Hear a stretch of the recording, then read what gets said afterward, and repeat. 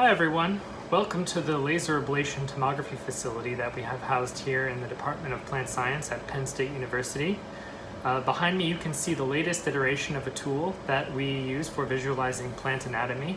And it's a really interesting technique that generates a lot of interest whenever we present data generated from this methodology at meetings or in academic journals. We get a lot of questions about what it is, how it functions, and the capacities that it can be used for. So to address all of these questions, I thought it would be easiest just to summarize all of this in a video that actually shows you how this system works and how it can be used.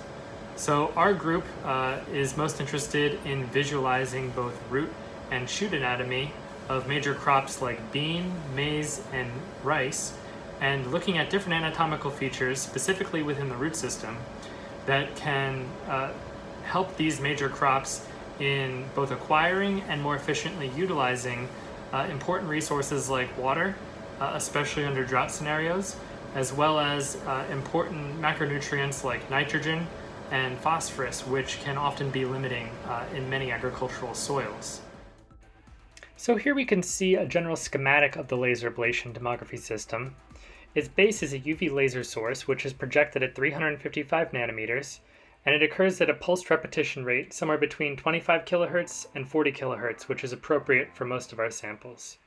This laser is directed through some beam shaping optics and then into a galvanometer, which is used to oscillate the beam over a linear distance to create a cutting sheet. We then have a biological sample, which is moved into the path of the beam by a motorized stage, and as this sample is ablated by the beam, a digital camera that's fitted with a macro lens is imaging each illuminated slice in real time. Here we can see the laser source, with the beam path being directed by a series of mirrors and shielded from the user by these opaque tubes.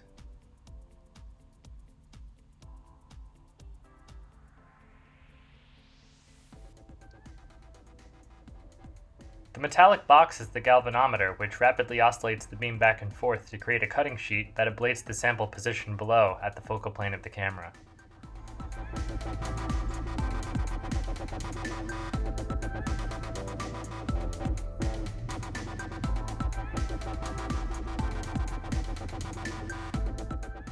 Another feature of the laser ablation tomography system is its capacity for differentiation of spectra from different tissues under UV excitation.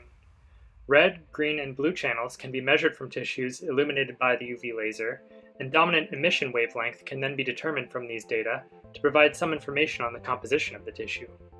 For example, here we can differentiate between the chitinous cell wall of arbuscular mycorrhizae colonizing this maize root sample, which is highlighted in red, and the autofluorescent spectra emitted from the lignin and cellulose-based walls of the plant tissue. Laser ablation tomography also allows for three-dimensional visualization and quantification of features in samples. Image stacks of a sample can be compiled into 3D reconstructions similarly to Z-stacks in confocal microscopy. While Z-stacks generated through confocal techniques are ideal for cellular level visualization, the depth that's able to be visualized using traditional microscopy is limited by the opacity of the tissue. Although laser ablation tomography does not have the same resolution of a microscope, it is ideal for tissue-level visualization on the scale of 0.1 millimeters to about a centimeter, and three-dimensional reconstruction of large opaque tissue samples is possible.